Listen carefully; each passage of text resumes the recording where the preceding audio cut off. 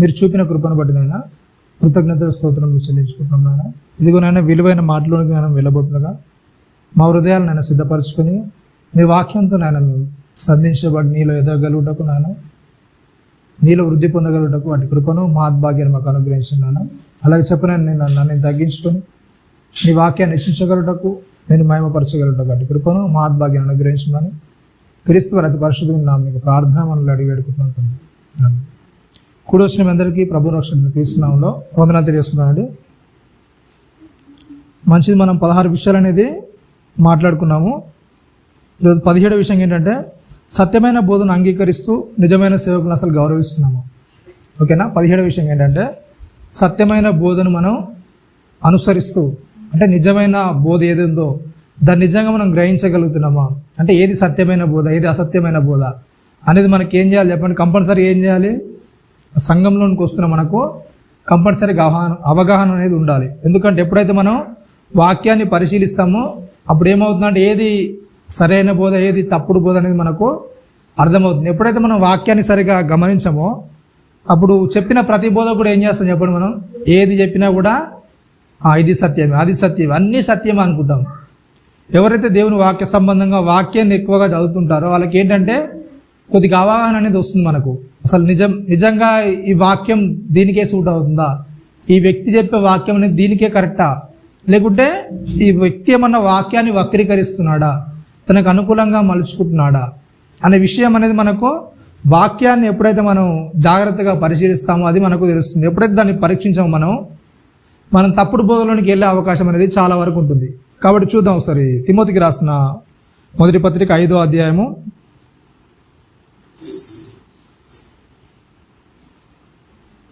17వ వచనం ఒకసారి. 17, 18 2 వచనాలు.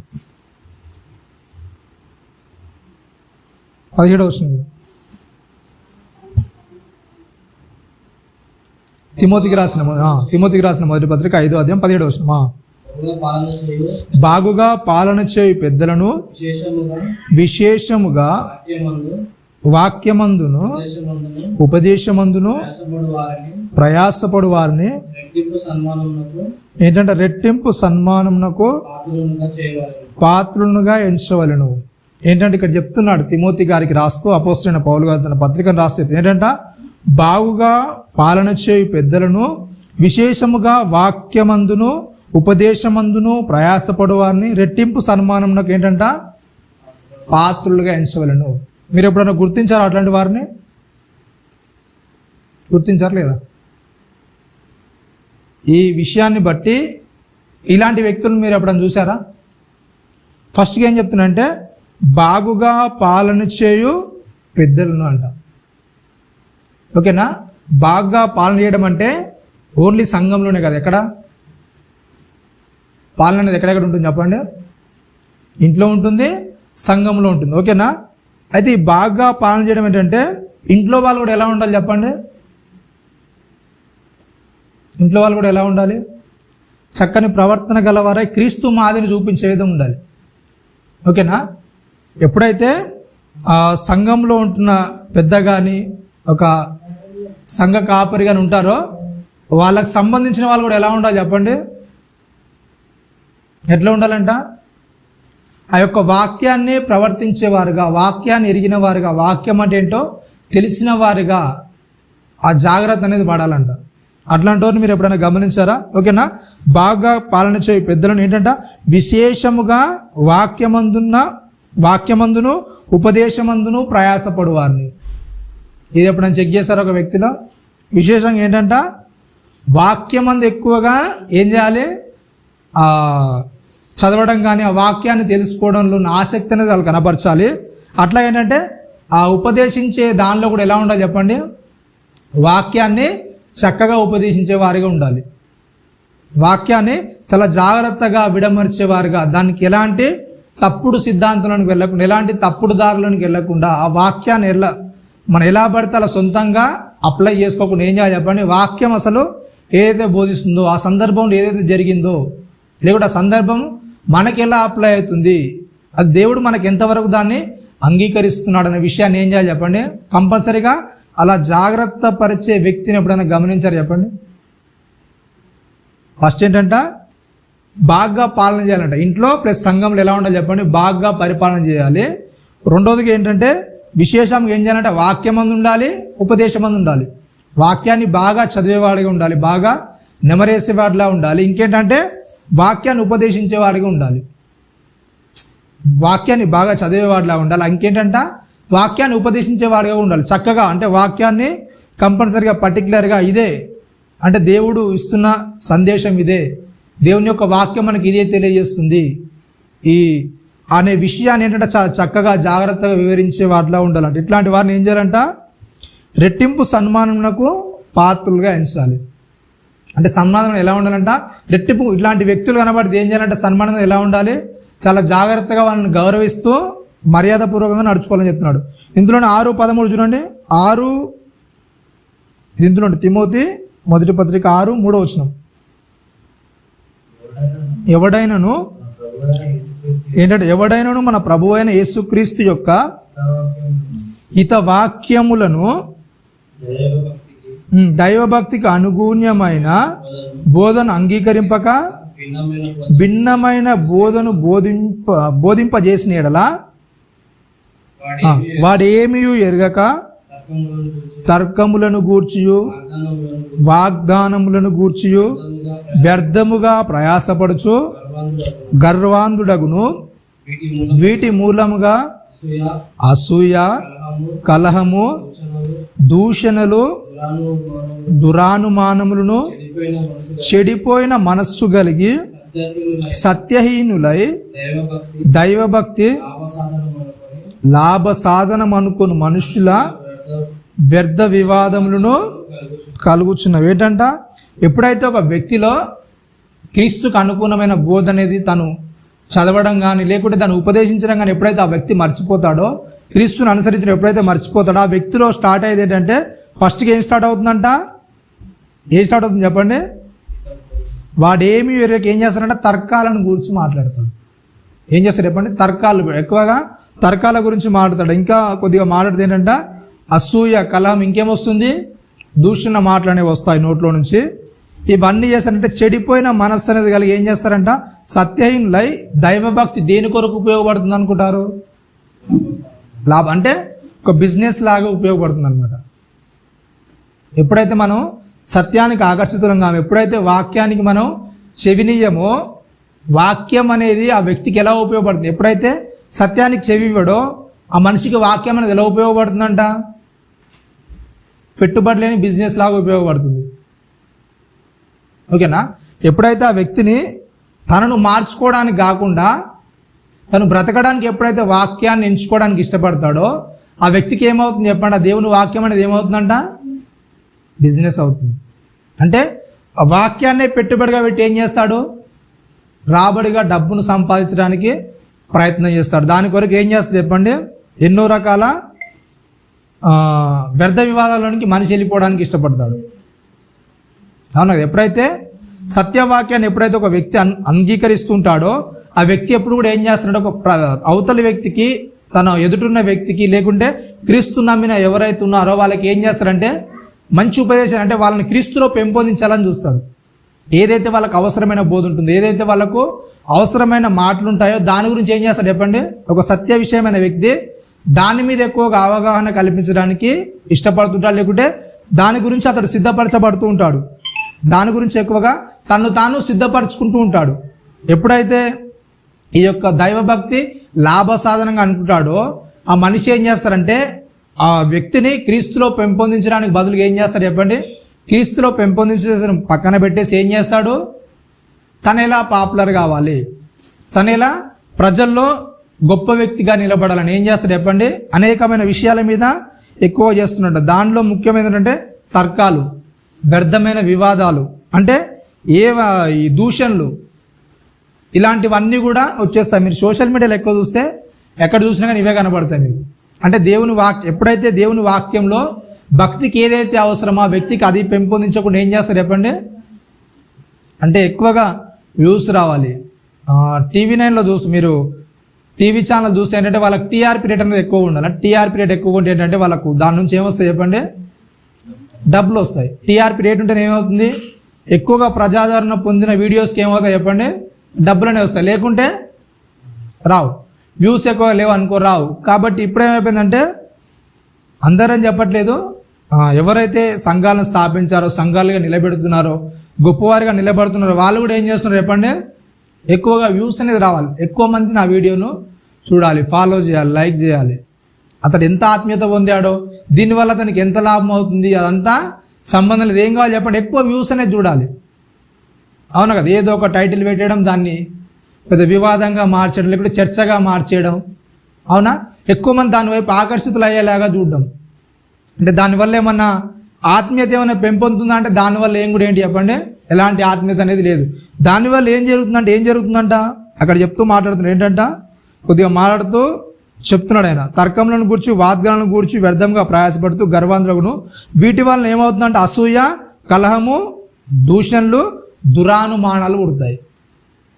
ఎప్పుడైతే ఒక వ్యక్తి సత్యవాక్యాన్ని అంగీకరించడానికి పక్కన పెట్టేసి లాభం కొరకు ఎప్పుడైతే ప్రయత్నిస్తాడో అప్పుడు ఏమవుతుందంట, ఆ వివాదాలు రేపే వ్యక్తి ఏం చేస్తారంటే అవతలికి ఎవరు ఫ్యాన్స్ ఉన్నారు అనుకోండి. ఎందుకంటే ఈ మధ్య క్రీస్తుకు ఫ్యాన్స్ అవడం బంద్ చేసి అందరూ కూడా ఏం చేస్తున్నారు చెప్పండి, వ్యక్తికి అభిమానులుగా మారిపోతున్నారు.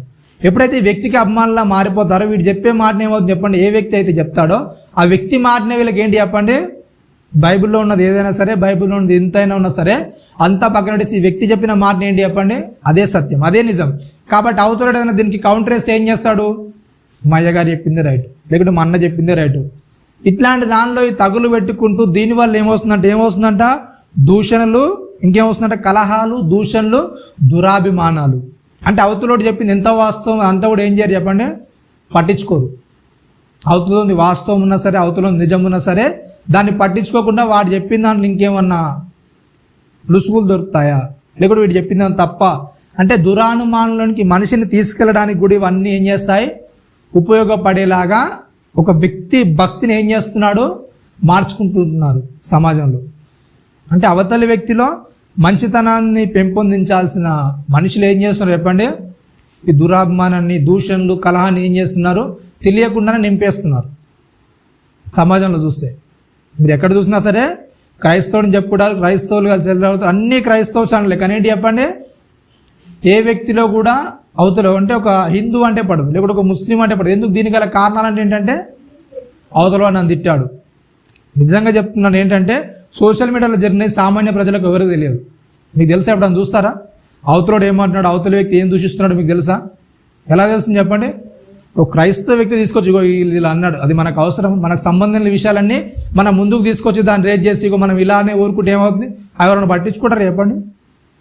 నిజంగా మన పనుల్లో మనం ఉన్న వ్యక్తి ఎవడో అన్న విషయాన్ని మనం దాన్ని సెర్చ్ చేసి మరి చూసుకొని ఆ వ్యక్తి మీద, ఆ వ్యక్తిలా అన్నాడని మనం పట్టించుకునే సమయం అని ఉందా చెప్పండి? అని ఏం చేస్తారు, దాని మీదనే కాలయాపన చేసేవాళ్ళు. ఇదిగో ఈ వ్యక్తి ఇలా అన్నాడు, ఈ వ్యక్తి ఇలా చేశాడు, ఇలా అంటున్నాడు, ఇలా దూషిస్తున్నారు అని ఏం చేస్తారు చెప్పండి? మనుషులు ఏం చేస్తున్నారు, కలహాన్ని, ద్వేషాన్ని నింపడానికి ప్రయత్నిస్తున్నారు. దాన్ని ఏమనుకుంటారు చాలామంది, దాన్నే ఫాలోవర్గా మార్కెట్ ఏం చేస్తారు, అదే నిజమైన భక్తి, లేకుంటే అదే నిజమైన దేవుడు చూపిన మార్గం అనే విధంగా మనిషి ఏం చేస్తున్నాడు, ముందుకెళ్ళిపోతున్నాడు. కానీ దీనివల్ల ఏమవుతున్నాడు చెప్పండి, ఎవరైతే వ్యక్తిన ఏ వ్యక్తి అయితే దీనికి ముందు తెరలేపుతున్నాడు ఆ వ్యక్తికి ఏమవుతుందంట, లాభసాధనం. అంటే భక్తి అంటే లాభసాధనంగా మారిపోయింది. కాకపోతే ఏంటంటే నేను దేవుని నమ్మాను, దేవుడు అంటే పూర్తిగా దేవుని మీద నేను భరోసా ఉంచుతానని చెప్తాడు. కానీ ఏంటి చెప్పండి, నిజంగా దేవుని మీద భరోసా ఉంచే వ్యక్తులు అయితే ఏంటి చెప్పండి, మీరు ఎవరికైనా చూడండి, యూట్యూబ్ ఛానల్ ఓపెన్ చేసి చూడండి, ఒక్కొక్కరికి ఎన్ని ఛానల్స్ ఉంటాయి చూడండి, ఎన్ని ఛానల్స్ ఉన్నాయి, ఒక్కొక్కరికి 2, 3, 4, 5, ఒకే వ్యక్తి మాట్లాడేది ఒకే వ్యక్తి. కానీ ఏంటి చెప్పండి, ఛానల్స్ ఒక 4, 5 ఛానల్, లేకుంటే 5, 6 ఛానల్. ఎందుకు అన్ని ఛానల్స్? అన్ని ఛానల్స్ ఎందుకు చెప్పండి?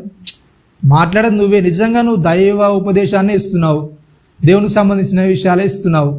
దానికి వాళ్ళు ఇచ్చే ఆన్సర్ ఏంటంటే, అంటే మనకు తొందరగా దొరకాలంటే ఏం చేయాలి చెప్పండి, షార్ట్ వీడియోస్ అనేది సపరేట్గా ఉండాలి. మాట్లాడిన విషయం అంటే దానికి సపరేట్గా ఆ వీడియోస్ అనేది సపరేట్ చేసి దాంట్లోనే పెడితే అయిపోతుంది. ఒకే ఛానల్లో సపరేట్గా పెట్టవచ్చు ఏ వీడియోస్ ఆ వీడియోస్కు. కానీ ఏంటంటే వీళ్ళు లాభసాధన దానికి ఏంటి చెప్పండి, సపరేట్. అవునా? దానికి సపరేట్ ఛానల్స్, ఆ ఛానల్కు సపరేట్ వ్యూవర్స్. దానికి సపరేట్గా లాభ సాధనం. ఏ వ్యక్తి అయితే ఇలా లాభ సాధనం కొరకు పాటుపడుతుంటాడో ఆ వ్యక్తి ఏం చేయాడు చెప్పండి? నిజంగా క్రీస్తులోనికి రావడానికి, అంటే క్రీస్తుని నమ్ముతున్నాను, నేను క్రీస్తు కొరకే చేస్తున్నాను అనుకున్నాడు. కానీ ఏంటంట బైబుల్ దానికి ఇస్తున్న నిర్వచనం ఏంటంటే ఏమని చెప్తుంది అక్కడ? ఆ వ్యక్తి ఏం చేస్తున్నాడంటే లాభ సాధనం కొరకు ప్రయత్నం చేస్తున్నాడు. అతను దృష్టిలో ఉన్న అంశం ఏంటంటే లాభ సాధనం, లాభాన్ని ఎలాగో దక్కించుకోవాలి అనే విషయంలోనికి వెళ్ళిపోతున్నాడు. ఎబ్రీ రాసిన పత్రిక 13, 16, 17 వచనాలు చూడండి ఒకసారి. ఎబ్రీ రాసిన పత్రిక 13వ అధ్యాయము 16, 17 వచనాలు.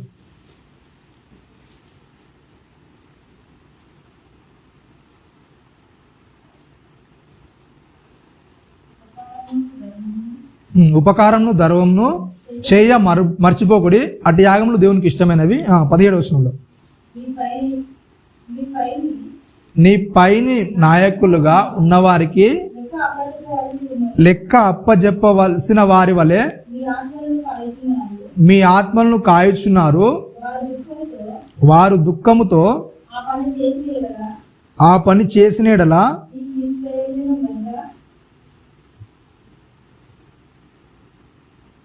క్షమించండి, 7వ వచనం చదవండి ఒకసారి. ఇందులోనే 13:7 మీకు దేవుని వాక్యము బోధించి మీ పైన నాయకులుగా ఉన్నవారిని జ్ఞాపకం చేసుకొని వారి ప్రవర్తన ఫలమును శ్రద్ధగా తలంచుకొనుచు వారి విశ్వాసమును అనుసరించడం. ఏమని చెప్తున్నారు చెప్పండి? కింద ఫుట్ నోట్ ఏంటంటే వారి ప్రవర్తన ఫలం అనగా ఏంటంటే వారి అంతం వరకు నడుచుకుని రీతిని. ఏంటంటే ఒక వ్యక్తిని మనం ఎప్పుడైతే ఫాలో అవుతామో ఆ వ్యక్తిని ఎలా ఫాలో అవ్వాలంటే అతడు క్రీస్తుకు మాదిరిగా ఉన్నాడా లేడా? ఏ వ్యక్తిని అయితే నువ్వు అనుసరిస్తున్నావు, ఏ వ్యక్తిని అయితే నువ్వు ఫాలో అవుతున్నావో క్రీస్తు చెప్పిన లక్షణాలు అతనిలో ఉన్నాయా లేవా? క్రీస్తు ఏదైతే బోధించాడో, క్రీస్తు ఏదైతే మాదిరిని చూపించాడో ఆ మాదిరి కలిగిన లక్షణాలు ఉన్నాయా, లేకుంటే ఏమైనా తేడా కొడుతున్నాయా? ఏంటంట ఒకవేళ అట్లాంటి వ్యక్తి ఉంటే ఏం చేయాలంటే అతన్ని ఏం చేసుకోవాలని చెప్తున్నాడు? మీకు దేవుని వాక్యమును బోధించి మీ పైగా ఉన్న నాయకులు ఏంటంటే ఉన్నవారిని జ్ఞాపకం చేసుకొని వారి ప్రవర్తన ఫలం ఏం చేయాలంటే ఒకవేళ క్రీస్తు అనుసరించి వాళ్ళ బోధ కానీ వాళ్ళ ప్రవర్తన కానీ ఉంటే ఏం చేయాలంట? దాన్ని అంతం వరకు వాళ్ళు ఎలా నడుచుకుంటున్నారు అంటే కష్టాలు వచ్చినప్పుడు, బాధలు వచ్చినప్పుడు దాన్ని ఎలా సహించుకొని ముందుకెళ్తున్నారో వాళ్ళ యొక్క భక్తి రీతిని బట్టి మనం కూడా ఏం చేయాలంట? వాళ్ళ అడుగు జాడలు నడవాలి. క్రీస్తు అయితే ఎలాగైతే నడిచాడో అట్లాంటి వ్యక్తులుగా ఉంటే ఆ వ్యక్తి పట్ల మనం కూడా ఏం చేయాలి చెప్పండి? వాళ్ళ బోధన అనుసరించి, వాళ్ళ మాటలను అనుసరించి మనం కూడా ఏం చేయాలి? వారిలా నడవడానికి ప్రయత్నం అనేది చేయాలి. 17వ వచనంలో మీ పైన ఉన్న నాయకులుగా ఉన్నవారి లెక్క అప్పజెప్పవలసిన వారి వలె మీ ఆత్మలను కాయుచున్నారు. వారు దుఃఖముతో ఆ పని చేసిన యెడల మీకు నిష్ప్రయోజనం కనుక దుఃఖముతో కాక ఆనందంతో చేయనట్లు వారి మాట విని వారికి లోబడి ఉండు. ఇక్కడ ఏంటంటే 2 విషయాలను చెప్తారు. ఒకటి ఏంటంటే బోధకులుగా ఉంటూ దొంగలుగా చెలామణి అవుతున్న వ్యక్తుల గురించి మాట్లాడుతున్నాడు. అలాగే ఇంకోటి ఏంటంటే బోధకులుగా ఉంటూ మంచి నడవడిక కొరకు ఎవరైతే తన సంఘంలో ఉంటారో వాళ్ళందరూ కూడా ఏం చేయాలి చెప్పండి? మంచి వారిగా ఉండాలి. అంటే క్రీస్తు ఏదైతే నమ్ముకుంటున్నాడో ఆ క్రీస్తుని అనుసరించిన మాదిరి అనేది వాళ్ళు చూపించాలనే వారు కూడా కొంతమంది ఉంటారు. వాళ్ళు ఎలా ఉంటారంటే దుఃఖంతో ఉంటారంట, బాధతో. వీళ్ళు క్రీస్తులోనికి రావాలి అని ఆ బాధ అనేది ఎందుకు వస్తుందంటే సంఘంలో ఉన్న వ్యక్తుల ప్రవర్తన ఇంకా మారకపోవడాన్ని బట్టి, వాక్యాన్ని ఎంత చెప్పినా కానీ వాళ్ళు ఇంకా దాన్ని సరిదిద్దుకోకపోవడాన్ని బట్టి కూడా ఏమవుతుందంట? పైన కాపరికి ఏమవుతుంది చెప్పండి? ఏమవుతుంది? దుఃఖం అనేది వస్తుంది, బాధ అనేది వస్తుంది. కొన్ని డిసిషన్స్ అనేది ఏం చేయరు చెప్పండి? తీసుకోలేకపోతారు. ఏవైతే వాళ్ళు తీసుకోవాలనుకుంటారు కొన్ని నిర్ణయాలు, ఆ నిర్ణయాలను ఏం చేస్తారు చెప్పండి? వదిలేసుకుంటారు. ఎందుకంటే ఎప్పుడైతే ఈ సంఘంలో ఉన్న వాళ్ళు కోఆపరేట్ చేయరో, వాళ్ళు ఎప్పుడైతే చెప్పిన దాన్ని చేయకుండా ఉంటారో ఏం చేస్తారు చెప్పండి? ఆటోమేటిక్గా వీళ్ళు ఎన్ని చెప్పినా కానీ ఏం చేయరు, వీళ్ళు చేయలేరు కనుక వాళ్ళకు అనుకూలంగా మారడానికి ఏం చేస్తాడు బోధకుడు? అలా మారిపోతుంటాడు. ఎప్పుడైతే సంఘంలో ఉన్న వ్యక్తులు బోధకుడు చెప్పిన విషయాన్ని పట్టించుకోకుండా ఉంటారో ఆ బోధ అనేది ఏమవుతుంది చెప్పండి? చిన్నగా కఠినమైన బోధ అనేది కొద్దిగా సరళంగా మారడానికి ప్రయత్నం అవుతుంటుంది. అంటే ఆ వస్తున్న వ్యక్తులకు అనుగుణంగా మారడానికి ముందుకెళ్ళిపోతుంటుంది. అవునా కదా? సంఘాలు ఎప్పుడైతే చెప్పిన మాటను అనుసరించి ఎప్పుడైతే వ్యక్తి నడవడో అప్పుడు ఏమవుతుంటే కొన్ని పనులు అనేవి ఆగిపోతూ ఉంటాయి. సంఘంలో కొన్ని కార్యక్రమాలు అనేది ఆగిపోతుంటాయి. ఎందుకంటే ఆ చెప్పిన పని సరిగా చేయకపోవడం, లేకుంటే మన విషయానికి వస్తే టైం సెన్స్ అనేది పాటించకపోవడం వలన ఇట్లాంటి దాని విషయాలు ఏమవుతుందంటే సంఘంలో కొన్ని లోటుపాట్లు అనేవి జరుగుతూ ఉంటాయి.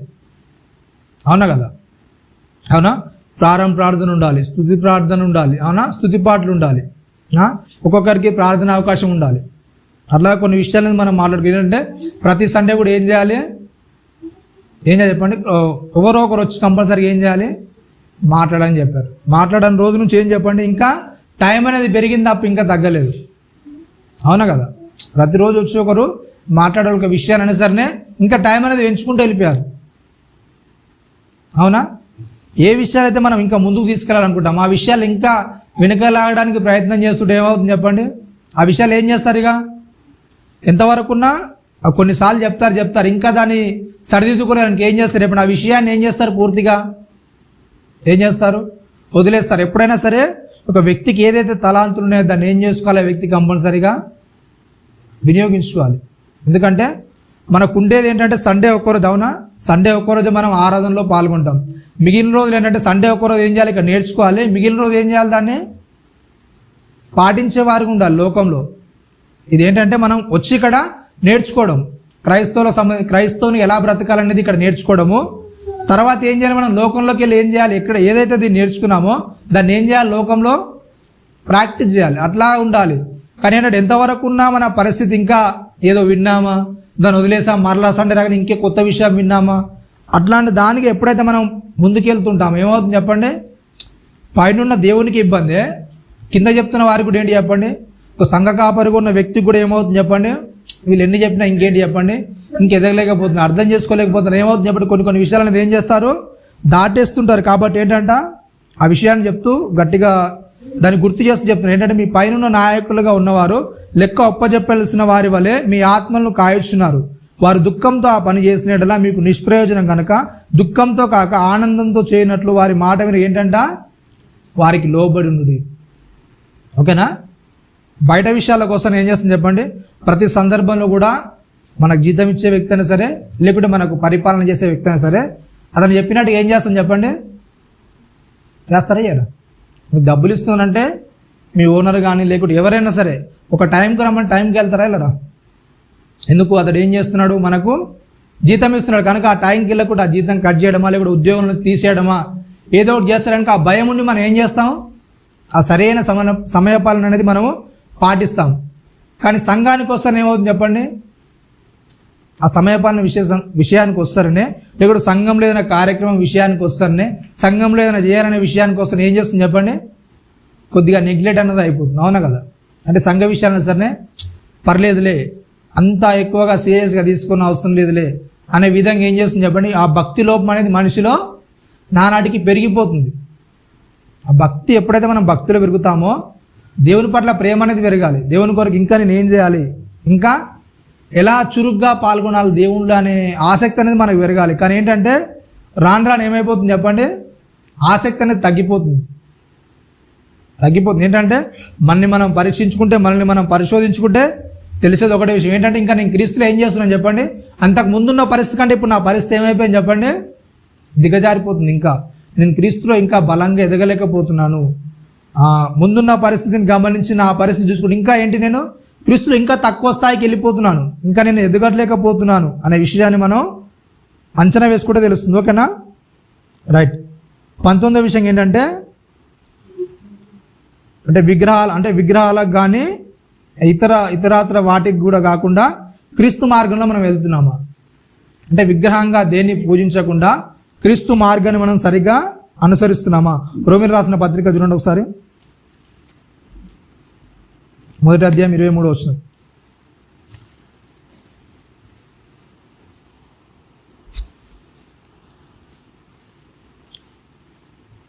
రోమిలకు రాసిన పత్రిక 1వ అధ్యాయం 23వ వచనం. వారు ఏంటంటే అక్షయుడకు దేవుని మహిమను క్షయమగు మనుషుల యొక్కయు పక్షుల యొక్కయు చతుష్పాద జంతువుల యొక్కయు పురుగుల యొక్కయు ప్రతిమా స్వరూపముగా మార్చిరి. ఈ హేతు చేత వారు తమ హృదయముల దురాశలను అనుసరించి తమ శరీరములను పరస్పరము అవమానపరుచుకున్నట్లు దేవుడు వారిని అపవిత్రతకు అప్పగించిన. ఏంటంటే చెప్పండి, ఏ వ్యక్తి అయితే దేవుని తట్టు తిరగలేకపోతారు ఆ వ్యక్తిని ఏం చేస్తాడు చెప్పండి? దేవుడు ఏం చేస్తాడంట? అపవిత్రతకు అప్పగించేస్తాడు. ఎప్పుడైతే ఒక వ్యక్తి దేవుడు అనుకున్న రీతిగా ఆ అనుకున్న షేప్గా ఎప్పుడైతే మారాడో ఏం చేస్తాడు చెప్పండి? వదిలేస్తాడు. మీకు తెలుసలేదు, కుండలు చేస్తారు కదా కుమ్మరి వాళ్ళు, అవునా? తను అనుకున్న రీతిలో ఏం చేయాలి చెప్పండి? ఆ కుండ అనేది రావాలి. ఆ షేప్లోనికి రావడానికి ఏం చేస్తాడు చెప్పండి? మరలా మట్టంత ఒక దగ్గర తెచ్చి మరలా ఏం చేస్తాడు? మరలా తిప్పుతాడు. తన సాని మీద తిప్పితే ఏం చేస్తాడంటే మరలా రూపానికి వచ్చేదాకా తిప్పుతుంటాడు. అలాగ 2-3 సార్లు చేసిన తర్వాత ఆ మట్టని తన మాటలు దానికి ఏం చేస్తాడు చెప్పండి? ఏం చేస్తాడు? తీసేసి వేరే మట్టిని తీసుకుంటాడు. ఎందుకంటే దీనివల్ల ప్రయోజనం లేదు, ఇది సరిగా రావడం లేదు కనుక ఏం చేస్తాడు? వేరే దాని వల్ల ప్రయత్నిస్తాడు. ఎప్పుడైతే దేవుని మాటను దేవునికి మనం సరిగా లొంగకుండా లోబడకుండా ఎప్పుడైతే మనం ముందుకు వెళ్ళిపోతాం, పర్లేదులే ఏం కాదులే మారుదాంలే అని చూసుకుంటూ వెళ్ళిపోతాం, దేవుడు ఏం చేస్తాడు చెప్పండి? మనల్ని కూడా ఏం చేస్తాడు? వదిలేస్తాడు. 23వ వచనంలో చెప్తే ఏంటంటే, వారు అక్షయుడగు దేవుని మహిమను క్షయమగు మనుషుల యొక్కయు పక్షుల యొక్కయు చతుష్పాద జంతువుల యొక్కయు పురుగుల యొక్కయు ప్రతిమా స్వరూపంగా మార్చి. ఏం చేస్తారంట చెప్పండి? ఏం చేస్తారంట? దేనికి మార్చేశారు అంటే దేవునికి సరి సమానంగా దేన్ని మార్చారు చెప్పండి? దేన్ని మార్చారంట? డబ్బును మార్చేశారు. ఓకేనా? మీరు గమనించారు, ఇవన్నీ కూడా ఎక్కడ ఉంటాయి చెప్పండి? మీరు నోట్ల మీద ఎప్పుడైనా చూసారా? వెనుక ఫస్ట్ ఏమని చెప్తున్నాడు ఏంటంట? క్షయమైపోయే మనుషుల బొమ్మలు చూసారా? నోట్ల మీద ఉంటాయా ఉండవా? ఉంటాయా? నెక్స్ట్ ఏంటంట? పక్షులు ఉంటాయా ఉండవు? పక్షుల బొమ్మలు చూసారా నోట్ల మీద? ఉంటే చెక్ చేసుకోండి ఒకసారి, నోట్లు ఉంటే చెక్ చేసుకోండి, ఉన్నాయా నోట్లో? మనుషుల యొక్కయో ఇంకేంటంట? చతుష్పాద జంతువులు చూసారు ఎప్పుడన్నా? చతుష్పాద జంతువులు మీ నోట్లలో చూస్తే కొద్దిగా పాత నోట్లో చూస్తే అవన్నీ కూడా కనబడుతుంది. అన్ని పురుగులు, చతుష్పాద జంతువులు ఇవన్నీ కూడా కనబడుతుంటాయి. ఇంకేంటంటే పురుగులు ఇవటి అన్నిటి కూడా ఏమైపోయిందంట? మనిషి అదే దైవంగా కొలుస్తున్నాడు. అవునా కదా? మీకు నిజంగా దేవుడు ఇష్టమా డబ్బు ఇష్టమా అంటే ఏది ఇష్టం అని చెప్తారు చెప్పండి? తెలివి కళలు అంటే ఏం చెప్తారంటే 2 ఉండాలని. ఎందుకంటే డబ్బు కావాలి, ఏం కావాలి చెప్పండి? దేవుడు కావాలి. ఎందుకంటే డబ్బు లేకపోతే లోకంలో ఏం కూడా చేయలేం కదా. అవునా కదా? ఏ వ్యక్తికైనా ఏం కావాలి చెప్పండి? డబ్బు అనేది కావాలి. డబ్బు లేకుంటే ఎలా? అవునా కదా? అంటే ఆ వ్యక్తి ఏ వ్యక్తి అయినా సరే దేవుని కంటే ఎక్కువగా డబ్బుని ఎప్పుడైతే ప్రేమిస్తాడో ఆ వ్యక్తి ఏం చేస్తారంట? దేవునికి లోబడ్డిగా. దేనికి లోబడతాడు? డబ్బుకు దాసోహం అవుతాడు. అంటే డబ్బుకు దాసోహమైన వ్యక్తిలో కనిపించే కొన్ని లక్షణాలు ఏంటంటే, ఏ విషయంలో సరే ఏం చేస్తాడు చెప్పండి? డబ్బు మీదనే ఎక్కువగా మమకారం చూపిస్తాడు. ప్రతిదాని విషయంలో కూడా ప్రతిది కూడా ఏం చేస్తాడు చెప్పండి? డబ్బుతోనే అంచనా వేస్తుంటాడు.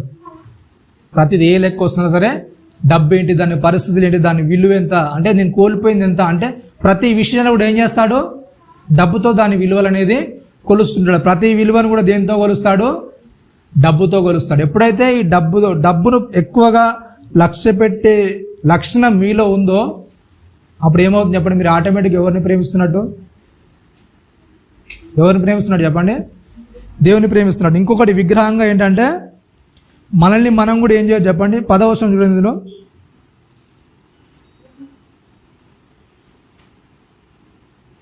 రోమీ రాసిన పత్రిక 9-10 వచనాలు ఇందులోనే. ఇప్పుడు ఎలాగైనాను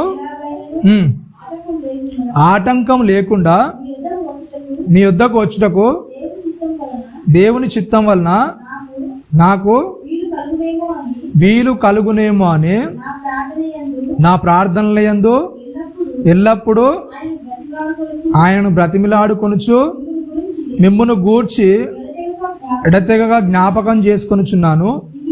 ఇందుకు ఆయన కుమారుని సువార్త విషయమై నేను నా ఆత్మయందు సేవించుచున్న దేవుడే నాకు సాక్షి.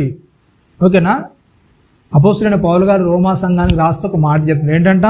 ఏమని చెప్తున్నారంటే అక్కడ, ఇప్పుడు ఎలాగైనాను ఆటంకం లేకుండా మీ యొద్దకు వచ్చుటకు దేవుని చిత్తం వల్ల నాకు వీలు కలుగునేమో అని నా ప్రార్థనల యందును ఎల్లప్పుడూ ఆయనను బతిమిలాడుకొనుచు మిమ్మల్ని గూర్చి ఎడతెగక జ్ఞాపకం చేసుకొనుచు ఇందుకు ఆయన కుమారుని సువార్త విషయమై నేను నా ఆత్మయందు సేవించున్న దేవుడే సాక్షి. ఓకేనా? ఒక వ్యక్తుల దగ్గరికి వెళ్ళాలి, కలుసుకోవాలంటే ఏంటంట? అపోస్తలుడైన పౌలు గారు దేని గురించి ఆలోచిస్తున్నారు చెప్పండి? దేని గురించి ఆలోచిస్తున్నాడు అపోస్తలుడైన పౌలు గారు? మీకు చదివిన వాక్యం అర్థమైంది లేదా? మళ్ళీ ఒకసారి చదివి చూడండి ఒకసారి. ఇప్పుడు ఎలాగైనాను ఆటంకం లేకుండా మీ వద్దకు వచ్చుటకు దేవుని చిత్తం వల్ల నాకు వీలు కలుగునేమో అని నా ప్రార్థనలు యందును ఎల్లప్పుడూ ఆయన బతిమిలాడుకొనుచు మిమ్మల్ని గూర్చి ఎడతెగక ప్రార్థన చేసుకొనుచున్నాను. ఇందుకు ఆయన కుమారుని సువార్త విషయమై నేను నా ఆత్మయందు సేవించున్న దేవుడే సాక్షి. ఒక వ్యక్తి దగ్గరికి వెళ్ళాలంటే ఏం చేస్తున్నట్టు అపోస్తలుడైన పౌలు గారు ఏం చేస్తున్నారు చెప్పండి?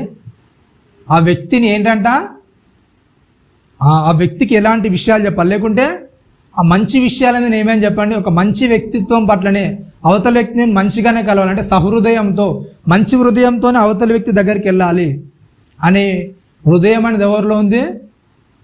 పౌలు గారి దగ్గర ఉంది. అంటే వారి నుంచి ఏదో లాభం ఆశించో, వారి నుంచి ఇంకేదో ఆశించో పౌలు గారు వెళ్ళడానికి ఎప్పుడు కూడా ఇష్టపడలేదు. ఆయన వెళ్ళాలంటే ఏం కారణం కావాలి? ఏం కారణం కావాలి చెప్పండి? ఆయన వెళ్ళాలంటే ఏం కారణం కావాలంట? దేవుడు ఎప్పుడైతే తన చిత్తాన్ని ప్రకటిస్తాడంటే వాళ్ళ దగ్గర, అంటే వాళ్ళ అవసరం, అంటే ప్రభు అవసరం అనేది వాళ్ళకు ఉంది అన్నప్పుడు ఏం చేస్తున్నాడు పౌలు గారు? వాళ్ళ దగ్గరికి వెళ్ళి ఆ విషయంలో సహాయపడుతున్నాడు తప్ప తన అవసరాల కొరకు ఎప్పుడు కూడా పౌలు గారు ఏం చేయాలో చెప్పండి? ఏం చేయాలో చెప్పండి? ఎప్పుడు కూడా వెళ్ళడానికి ఇష్టపడలేదు. కానీ మనిషి వ్యక్తి ఏంటంటే ఎవరి దగ్గర అయితే మనకు అవసరం ఉంటుందో ఆ వ్యక్తి దగ్గరికి ఏం చేస్తాడు చెప్పండి? మనిషి ఏం చేస్తాడు? పలానా వ్యక్తి వల్ల మనకు మంచి కలుగుతుందంటే, పలానా వ్యక్తి ద్వారా మనకు మంచి జరుగుతుందంటే ఏం చేస్తాం? అక్కడ పలానా వ్యక్తి వల్ల మనకు లాభం వస్తుందంటే అప్పుడు ఏం చేస్తాం? మన మనస్సు అనేది అక్కడికి వెళ్ళడానికి ఇష్టపడుతుంది. అవునా కదా? ఒకవేళ కష్టాలు నష్టాలు మనం ఉంటే పలానా వ్యక్తి దగ్గర నేను వెళ్ళాలనుకుంటే ఏం చేస్తాం? ఎవరి గురించి ఆలోచిస్తాం మనం? ఎట్లా ఆలోచిస్తాం? మన ఆలోచనలు అనేవి ఆయన దగ్గరికి వెళ్తే నాకు సాయం దొరుకుతుందా లేదా, నాకు కావాల్సింది అవుతుందా లేదా, అవునా కదా? ఇవన్నీ కూడా ఆలోచించుకొని ఒక వ్యక్తి దగ్గరికి మనం వెళ్తాం. ఒక వ్యక్తి దగ్గరికి వెళ్తే మన లోపల ఎన్నో ఆలోచనలు ఉంటాయి. మనకు అనుకున్నది అవుతుందా లేదా, మనం అనుకున్నది జరుగుద్దా జరగదా అనే ఆలోచన మన హృదయంలోకి వచ్చిందా ఏం చేస్తాం? ఆ వ్యక్తి దగ్గరికి వెళ్ళడానికి మనం డిసైడ్ అవుతాం. అవునా కదా? కానీ పౌలు గారు ఎలా డిసైడ్ అవుతారంట? ఆ వ్యక్తికి దేని అవసరత ఎంత ఉంది, ఒకవేళ నేను వెళ్ళడం వల్ల ఆ వ్యక్తి ఓదార్చబడతాడా లేదా, ఆ విషయాన్ని ఆలోచిస్తాడు. నిజంగా మనం అలాంటి విషయాన్ని ఆలోచిస్తాం. మరి ఒక వ్యక్తి దగ్గరికి ఓదార్చడానిక, పరామర్శించడానికి, ఇంకేదన్నా వెళ్తే మనం ఎలా వెళ్తాం చెప్పండి? లోపల ఏ అంచనా వేసుకొని వెళ్తాం? ఫ్యూచర్లో ఒకవేళ నా దగ్గరికి వెళ్ళకుంటే మరలా నా దగ్గర రాడేమేమైనా ఆపద వస్తే అట్లా వెళ్తారా? లేకుంటే ఫ్యూచర్ నాకేమైనా ఇబ్బంది కలిగితే మరలా వాడేమో పట్టించుకోడేమో, ఎందుకంటే ఇప్పుడు నేను పట్టించుకోవట్లేం కనుక వాడు తర్వాత ఏం చేయడు, నన్ను పట్టించుకోడు. కానీ పౌలు గారి హృదయం అలా లేదంట. ఆయన అవసరాన్ని తగ్గట్టుకి ఏంటి చెప్పండి? ఒకవేళ దేవుని చిత్తం అక్కడ వెళ్ళడం అయితేనే ఏం చేస్తున్నాడు పౌలు గారు? వెళ్తా, లేకుంటే అక్కడ నిలిచిపోతారు. కానీ మనిషి ఏం చేస్తారంటే తన లోపల కొన్ని సొంత అభిప్రాయాలు ఉంటాయి. అవునా కదా? అంటే కొన్ని లాభాలు అనేవి లోపల మనిషి లెక్కేస్తాడు. ఆ లాభాలని బట్టి మనిషి ఏం చేస్తాడు? మనిషికి అనుకూలంగా నడుచుకుంటూ ఉంటాడు. మనిషి చుట్టూ ఏంటంటే మనిషి ఎక్కువ ఇక్కడ చెప్తుంది ఏంటంటే, రోమిలు రాసిన పత్రిక 21-23 చదివాం కదా. మనిషి ఏం చేస్తాడంటే ఆ అక్షయమైన దేవుని వదిలేసి ఏం చేశాడు? క్షయమయ్యే మనుషుల యొక్క దీనిలోని అంటే డబ్బును ఎక్కువగా సేవించడానికి మనిషి ఎన్నుకున్నాడు. దేవుని కంటే ఎక్కువ ఏంటంటే డబ్బు ఎక్కువ ఇంపార్టెంట్. దేవుడా ముఖ్యం డబ్బా అంటే మనిషి ఏం చేస్తాడంటే దేని కోటేస్తాడు? డబ్బు కేటేస్తాడు. దేవుడు ఏంటంటే చనిపోయిన తర్వాత ఇస్తాడు స్వర్గం అనేది. చనిపోకముందు ఏం కావాలి మరి? అవునా కదా? అట్లాంటి దానిలో మనిషి ఓటేయడానికి అంటే సిద్ధంగా ఉంటాడు. కానీ పౌలు గారి హృదయం ఏంటంటే ఎప్పుడు కూడా నా హృదయం ఎలా ఉంటుంది చెప్పండి? దేవుని తట్టే ఉంటుంది. దేవుని వైపే నేను ఉండేలాగా ఉంటుంది. అవతల వ్యక్తి నేను పరామర్శించాలంటే ఏంటి చెప్పండి? దేవుడు ఎలాగైతే చూస్తాడో ఆ విధంగా నేను పరామర్శించడానికి సిద్ధపడతాను తప్ప ఆ వ్యక్తి స్థాయిని బట్టో, అర్హతను బట్టో, లేకుంటే ఇంకేదో స్థాయిని బట్టి ఎప్పుడు కూడా నేను చేయను ఆ వ్యక్తిని అంచనా వేయడానికి ఎప్పుడు కూడా చూడను అని చెప్తున్నాడు. కొరింథీయులకు రాసిన మొదటి పత్రిక 10వ అధ్యాయం 14వ వచనం చూడండి. కొరింథీయులకు రాసిన మొదటి పత్రిక 10వ అధ్యాయం 14వ వచనం.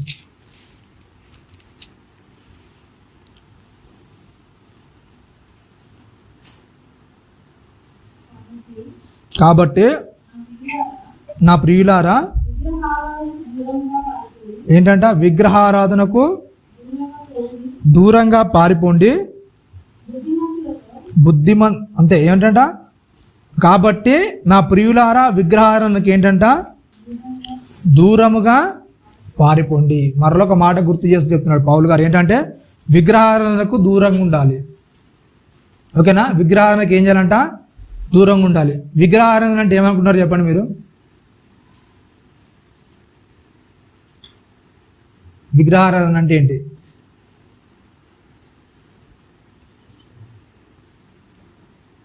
అంటే విగ్రహారాధన గురించి మోషే గారికి చెప్తారు. దేవుడు ఏంటంటే పైన ఆకాశం అందే కానీ, కింద భూమి అందే కానీ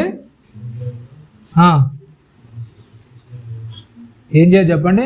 ఆకాశం అందును, భూమి అందును, సముద్రంలో దేంట్లోనైనా సరే ఏం చేయొద్దు, ఏం చేయదు చెప్పండి? ఏ ప్రతిమ కూడా ఏం చేయొద్దు, సాగిలపడదు. అంటే దేవుని కంటే ఏది కూడా ఏం చేయదు చెప్పండి? ఏం చేయొద్దు, మన హృదయాల్లో ఎక్కువ. దేవుని కంటే ఏది కూడా అధికంగా మన హృదయాల్లో ఉండొద్దు. దాన్ని ఏమంటారు చెప్పండి? దేవుని కంటే ఏదైనా మన హృదయాల్లో ఎక్కువ ఉందంటే దాన్ని ఏమంటారు? విగ్రహ. అంటే దేవుని కంటే ఇంపార్టెంట్ దేనికైతే ఇస్తున్నావు అదేంటి నీకు? విగ్రహం. దేవునికి ఎక్కువగా ఏదైతే ఇంపార్టెంట్ ఇస్తావో, దేవుని కంటే ఏదైతే నువ్వు ఎక్కువ చూసుకుంటావో అది ఏమన్నా కానీ అదేంటి చెప్పండి? విగ్రహారాధన. రైట్. దాంట్లో ఏముంటాయంటే ఫస్ట్ ఏంటంటే మనల్ని మనం, ఓకేనా, ప్రతి వ్యక్తి కూడా ఏంటి చెప్పండి? మనల్ని మనం ఎక్కువగా ప్రేమించుకుంటాం. అవునా? మనకంటే ఎవరిని కూడా ప్రేమించాం. ఎందుకంటే మనకి మనమే సెల్ఫిష్గా మన గురించి ఎక్కువగా మనం ఆలోచిస్తాం. రెండోది ఏంటంటే ఏంటి చెప్పండి? డబ్బు, బంగారం. అవునా కదా? డబ్బు, బంగారం. దీనికి ఏం చేస్తాం? మన హృదయాల్లో ఎక్కువగా దాని పట్ల ఆలోచన అనేది ఉంటుంది, దాని మీద ఎక్కువగా కోరిక అనేది ఉంటుంది. అవునా? ఇంకేముంటుంది విగ్రహంగా? ఏముంటాయి చెప్పండి? ఉంటాయి, చాలా ఉంటాయి విగ్రహాలుగా మన లోపల. ఫస్ట్ మనం ఉంటాం, తర్వాత ఏముంటుంది? డబ్బు అంటే ఆస్తులు. ఇంకా మూడవదిగా ఏం లేవా మీ విగ్రహాలుగా? ఉన్నాయా లేవా? ఏంటంట? ఆహారం విగ్రహం. ఇంకా ఇంకేముంటుందండి విగ్రహంగా? ఆహారం కూడా విగ్రహం. అంటే దేవుని కంటే ఎక్కువ ఏంటంటే సుఖానుభవం ఎక్కువగా ప్రేమించేవారు. తిన్నామా, అట్లాంటి దాంట్లో కూడా కొంతమంది ఉంటారు. ఇట్లాంటివన్నీ కూడా ఏంటి చెప్పండి? విగ్రహారాధన కిందికి వస్తాయి. అంటే దేవుని కంటే ఎక్కువగా ఏదైతే ప్రేమిస్తున్నామో అవన్నీ కూడా ఏంటి చెప్పండి? విగ్రహారాధన దగ్గరికి వస్తాయి. కాబట్టి ఏంటంటే ఇక్కడ రాస్తూ చెప్తున్నా ఏంటంటే విగ్రహాలకు ఏంటంటే దూరంగా పారిపోండి. ఏదైతే నీకు విగ్రహంగా అనిపిస్తుంది, ఏదైతే నువ్వు దాన్ని అది లేకుంటే నేను ఉండలేను అనుకుంటావో దాన్ని ఏం చేయాలంట? ఏం చేయాలి చెప్పండి? దాన్ని వదిలేసేయాలి. విగ్రహం అంటే ఏంటంటే మన దృష్టిలో ఇది ఉంటేనే నేను బ్రతుకుతాను, ఇందులోనే నా ప్రాణం ఉందంటారు కదా, దాన్ని వదిలేయాలి ఫస్ట్గా. ఇది లేకుంటే నేను ఉండలేను, ఇది లేకుంటే నేను బ్రతకలేను అంటారు కదా, అదే విగ్రహారాధన. దేవుని కంటే ఎక్కువ ఏదైతే నువ్వు ఇష్టపడతావు అదేంటి చెప్పండి? విగ్రహారాధన. దాని గురించి మాట చెప్తున్నాడు అపోస్తలుడైన పౌలు ఏంటంటే, కాబట్టి నా ప్రియులారా విగ్రహారాధనకు దూరంగా ఏంటంట పారిపోండి. ఏమని చెప్తున్నాడు చెప్పండి? విగ్రహారాధనకు దూరంగా ఏం చేయాలంటే మనం పారిపోవాలి. ఏదైతే నీకు దేవుని కంటే ఎక్కువగా ఇష్టం ఉందో దాన్ని ఏం చేయను? ఫస్ట్గా దాని నుంచి పారిపో. దేవుని ఎక్కువగా ప్రేమించాలంటే మనం చేయాల్సిన పని ఏంటంటే ఏదైతే నీకు దేవుని కంటే ఇష్టం ఎక్కువగా ఉందో దాన్ని ఏం చేయదు, నువ్వు దాని నుంచి ఏం చేయి? వదిలేసే. దాన్ని వదిలేస్తే ఏం చేస్తావు? నువ్వు దేవుని ప్రేమిస్తావు. ఓకేనా? మన విషయాలు ఏంటంటే ఏదైతే మనం ఎక్కువగా ప్రేమిస్తామో దాన్ని బట్టి ఏం చేయలేము చెప్పండి? మనం దేవుణ్ణి ఎక్కువగా ఇష్టపడలేము. మన విషయాల్లో చాలా విగ్రహాలు ఉంటాయి. దాన్ని బట్టి అంటే దేవుని విషయాన్ని ఏం చేస్తాం చెప్పండి? దేవుడు తక్కువగా అనిపిస్తాడు మనకు. ఆ విషయాన్ని బట్టి ఏదైతే మనకు విగ్రహంగా ఉంటుందో దానికంటే ఏం చేస్తారు చెప్పండి? దేవుడు ఏం చేస్తాడు? మనకు చాలా తక్కువగా కనబడతాడు. అవే మనకు గొప్పగా కనబడతాయి. ఏదైతే మన విగ్రహాలు కనబడుతుందో అవే మనకు గొప్పగా కనబడతాయి, దేవుని కంటే గొప్పగా కనబడతాయి. అవునా? ఇప్పుడు బంగారం మెడలంతా వేసుకోవడానికి ఎలా కనబడుతుంది చెప్పండి? దేవుడు ఇంపార్టెంట్ కనబడతాడు, బంగారం ఇంపార్టెంట్ కనబడుతుందా? అవునా కదా? అంటే ఏదైతే మనం ఎక్కువ అంటే మంచి ఖరీదైన దుస్తులు వేసుకుంటాడు అనుకో, వానికి ఏది కనబడుతుంది మంచిగా? అంటే దేవుని దగ్గరికి వెళ్ళి మీరు సరే గుళ్ళోకి కానీ ఎక్కడైనా వెళ్ళారనుకోండి, వాళ్ళు ధరించేదంతా దేనికి ధరిస్తారంటే దేవుని కంటే ఉన్నతంగా కనబడమని. వాళ్ళు వెళ్ళే ఉద్దేశం ఏంటంటే దేవుని దర్శించుకోవడానికే వెళ్తున్నామని. కానీ ఏంటంటే అది ఏంటి చెప్పండి, ఆ ఉందాతనం ఎందుకు కనబరుచుకోవడానికి గల కారణం ఏంటి? సపరేట్గా కొంతమందికి విఐపి టికెట్స్ అనేవి ఎందుకు? ఇవన్నీ ఎందుకంటే దేవునికి సమానంగా ఉన్నాము అని భ్రమ, అంతే. మనుషుల భ్రమ. కానీ ఏంటి చెప్పండి, ఎప్పుడు కూడా మనిషి దేవునికి సమానంగా ఎప్పుడు కూడా కాలేడు. కాబట్టి అట్లాంటి ఆలోచన తెప్పించి ఏ విధమైన దాన్ని కూడా మనం ఏం చేయొద్దు, దగ్గర రాణించుకోద్దు. మనకు ఏదైనా సరే దేవునికి మనం దూరం చేసి ఏదైనా సరే, ఇది నాకు గొప్పగా అనిపిస్తుంది, దీని ఉంటే నేను గొప్పగా అనిపిస్తాను, ఇది ఉంటే నేను గొప్పగా అయిపోతాను అని ఏదైతే ఆలోచన వస్తుందో వాటన్నిటి నుంచి మనం ఏం చేయాలి, ఫస్ట్గా పారిపోవాలి, దాన్ని జయించాలి. అవి ఉన్నా సరే అవి లేనట్టుగా. అందుకే పౌలు గారు మాట్లాడుతూ ఏంటంటే కొన్ని విషయాలు అనేది మాట్లాడతారు. ఏంటంటే మీరు కొన్న వాటిని ఏంటంట మీవి కావు, ఏవైతే మీరు కొనుక్కుంటారో అవి ఏంటంట మీవే. కానీ ఏంటి చెప్పండి, అట్లాంటి దానిలోనికి మీరు ఎప్పుడైతే క్రీస్తుని ప్రభువుగా అంగీకరిస్తారో, యేసుక్రీస్తు మాటలు మీరు సరిగ్గా వినగలుగుతారో, అప్పుడు ఏం చేస్తారు చెప్పండి, నిజంగా మీరు అనుకున్న ఏవి కూడా మీరు ఏం చేయలేరు చెప్పండి, మనవిగా అనుకోము. ఎందుకంటే లోకంలోనికి ఎలా వచ్చామంటే, యోబు గారు ఒకటే మాట్లాడారు, ఏంటంటే లోకంలోకి ఎలా వచ్చాం మనం, దిగంబరుగా వచ్చాం. ఎట్లా వెళ్ళిపోతాం, దిగంబరుగానే వెళ్ళిపోతాం. ఇది అంత విషయం తెలిసినా కానీ మనిషి ఏం చేస్తారు చెప్పండి, ఏదో ఒక దానికి ఇంపార్టెన్స్ ఇస్తూనే ఉంటాడు. దేవుని కంటే ఎక్కువగా దేనికో దానికి ఇస్తూనే ఉంటాడు. ఆ ఇంపార్టెన్స్ అనేది ఎప్పుడైతే మనం తగ్గిస్తామో దేవుని ఏం చేస్తాం చెప్పండి, అప్పుడు ఎక్కువగా ప్రేమించడానికి ఇష్టపడతాం. కొద్దిగా ఇంకా మాట్లాడి చెప్తున్నాడు చూడండి. ఇంకా 15వ వచనంలో, బుద్ధిమంతులతో మాట్లాడినట్టు మీతో మాట్లాడుచున్నాను, నేను చెప్పు సంగతిని మీరే ఆలోచించుడి. మనము ఆఫీషన్ ఏంటంట, ఇక్కడ ఆఫీషన్ ఏంటంటే బుద్ధిమంతులతో మాట్లాడినట్టు మీతో మాట్లాడుచున్నాను, మీరు చెప్పిన సంగతి ఏంటంటే ఇక్కడ చెప్తున్నాడు. చెప్పే సంగతి ఏంటంటే మీరు ఆలోచించుకోండి. ఏదైతే మీకు విగ్రహం ఉందో అది ఏం చేస్తుంది చెప్పండి, దేవునికి మిమ్మల్ని దూరం చేస్తుంది. కంపల్సరిగా దేవుని నుండి మిమ్మల్ని ఏం చేస్తుంది చెప్పండి, కంపల్సరిగా విడదీస్తుంది. ఏదైతే మీకు విగ్రహం ఉందో అది మీరే కావచ్చు, మీకున్న వస్తువులే కావచ్చు, ఏదైతే దేవుని కంటే ఎక్కువ ప్రేమ మీరు చూపిస్తున్నారో అది కంపల్సరీ ఏం చేస్తుంది, దేవుని నుంచి మిమ్మల్ని ఎడబాస్తుంది. కాబట్టి ఆ విషయాలు మనం ఏం చేయాలి, చాలా జాగ్రత్తగా ఉండాలి. అంటే ఈ విషయాలను ఎందుకు చెప్తున్నానంటే, కొరంది పత్రిక రాయడానికి గల కారణం ముందు భవిష్యత్తును వాళ్ళ అంటే అయిపోయిన దాని గురించి మరలా వాళ్ళ గుర్తు చేస్తాడు. ఇజ్రాయెల్కి ఎలా జరిగింది వాళ్ళ సందర్భం ఏంటంటే, పౌలు గారు మరలా లేవనెత్తు, ఇక వాళ్ళు చేసింది ఏంటంటే ఇలాంటి కార్యక్రమాలను చేశారు. వాళ్ళు దేవుడు ఎంతో జాగ్రత్త వాళ్ళని కాచి కాపాడినా కానీ ఏం చేశారు చెప్పండి, వాళ్ళు సరిగా దేవుని మీద ప్రేమ అనేది పెంచుకోలేకపోయారు. అంటే విగ్రహానికి ఎక్కువగా వాళ్ళు ఆపాదించినట్టుగా, అంటే దేవుని కంటే ఎక్కువగా వాళ్ళ ఆలోచనని విరోధంగా ఉన్నట్టుగా మనం చూస్తాం. అవునా, సంఖ్యాకాండంలో కానీ ఇంకా దాని ముందుకెళ్తే మోషే నడిపించిన నిర్గమకాండంలో కానీ ఏంటంటే వాళ్ళు దేవునికి వ్యతిరేకంగా నడుచుకున్న కొన్ని కార్యక్రమాలు ఉంటాయి. దేవుడు చాలా జాగ్రత్తగా చూసినా సరే అవన్నీ కూడా వాళ్ళు ఏం చేయరు చెప్పండి, లక్ష్య పెట్టరు. అవునా కదా, దేవుని కంటే ఎక్కువ ఏంటంటే దేవునితో ఉన్నామనుకుంటారు. వీళ్ళే దేవుడు ఏంటి చెప్పండి, ఒక విగ్రహాన్ని దేవుడుగా వాళ్ళు ఏం చేస్తారు, ఆరాధించడానికి ఇష్టపడతారు. ఎందుకంటే ఆ విగ్రహం ఏం చేస్తుందంటే మనం చెప్పింది చేస్తుంది. అవునా కదా, విగ్రహం ఎప్పుడైనా సరే మనం చెప్పింది చేస్తుంది. కానీ దేవుడు ఏం చేస్తాడు, మన లోపల ఉన్న మలినాన్ని తీసి ఇలా బ్రతకని చెప్తాడు. అవునా, ఇజ్రాయెల్లో నడుచుకోవడానికి కారణం ఏంటంటే మేం చెప్పినట్టు దేవుడు ఉండాలి. ఓకేనా, అంటే ఇదే మాకు ముందర నడిపించిన దేవుడు అని ఏం చేస్తారు చెప్పండి, ఒక దూడని తీసుకొని ఏం చేస్తారు వాళ్ళు, అలా వాళ్ళ ముందు దాన్నే దేవునిగా స్వీకరించిన విధానాన్ని చూస్తాం. ఆ విషయాలు ఏమైందంటే దేవునికి చాలా కోపం వచ్చేస్తుంది. అవునా, ఆ సంగతి అంతా కూడా మనకు తెలుసు. వాళ్ళేమో అక్కడ ఏం చేస్తారు, దూడను దేవునిగా స్వీకరించారు.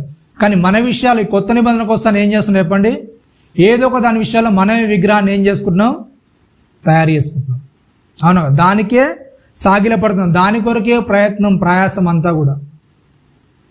అవునా, ఏదైతే మనం విగ్రహంగా భావిస్తామో, ఏదైతే దాన్ని ఎక్కువగా మనం ఇష్టపడతామో దాని కొరకు మనం ఏం చేస్తాం, దేవుని కంటే ఎక్కువగా దాని కొరకు మనం ప్రయాసపడతాం. ఏదైతే మనకి ఇష్టంగా ఉందో, ఏదైతే మనకు నచ్చుతుందో దాని విషయాల్లో. కాబట్టి ఆ విషయాలు ఏం చేయాలంటే మనం చాలా జాగ్రత్తగా ఉండాలి.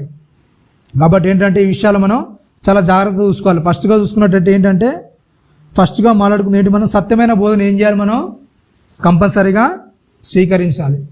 సత్యమైన విషయాల్లో ఏది సత్యమైన బోధ అనేది మనం కంపల్సరీగా ఎరగాలి. అలాగే సత్యమైన బోధ ఎవరైతే చేస్తున్నారో వాళ్ళు ఏం చేయాలి, మనం గౌరవంగా అంటే రెండింతలు పాత్రలుగా ఎంచాలి. ఏదైతే మనం ఒక వ్యక్తికి గౌరవం ఇస్తామో అంతకంటే ఎక్కువ గౌరవాన్ని, అంతకంటే ఎక్కువ రెట్టింపు సన్మానానికి పాత్రలుగా మనం ఒక మంచి వ్యక్తికి, వాక్యంలో జాగ్రత్తగా కట్టబడిన వ్యక్తికి మనము ఇవ్వాలి. అలాగే ఇప్పుడు మాట్లాడుకునే విషయం ఏంటంటే విగ్రహాలకు కొద్దిగా దూరంగా ఉండాలి. ఏదైతే మన లోపల విగ్రహంగా ఉంటుందో దానికి దూరంగా ఉండాలి. క్రీస్తు ఏర్పరిచిన మార్గాన్ని మనం ఏం చేయాలి, చాలా జాగ్రత్తగా అనుసరించాలి. క్రీస్తు ఏదైతే మనకు చూపించాడో, ఎఫెసీయులకు రాసిన పత్రిక ఒకసారి చూడండి.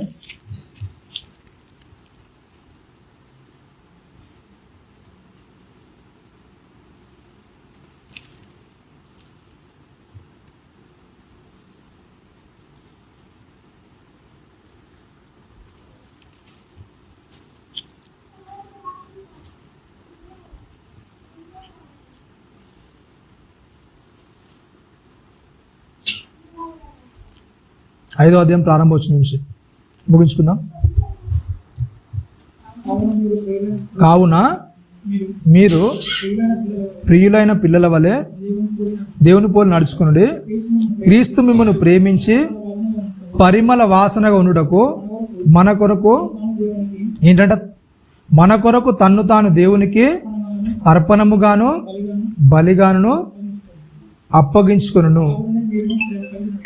ఏంటంటే అలాగునే మీరును ప్రేమ కలిగి నడుచుకోండి. ఏం చేయాలంట, క్రీస్తు ఎలాగైతే నడుచుకున్నాడు, ఏం చేస్తాడంటే తన కొరకు కాదు, ఎవరి కొరకు బలిచుకున్నాడు క్రీస్తు.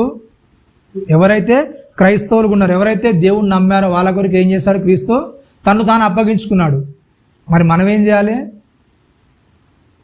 చెప్పండి, ఏం చేయాలంట, మనం కూడా అలాగే ఏం చేసుకోవాలి, మనల్ని మనం అప్పగించుకోవాలి. ఎప్పుడైతే అట్లా క్రీస్తులాగా మనం ముందుకెళ్తాం, ఏం చేస్తారు చెప్పండి, దేవుడు కూడా సంతోషిస్తాడు, మన ఆత్మీయ అభివృద్ధి కూడా ఏమవుతుంది, ముందుకెళ్తుంది.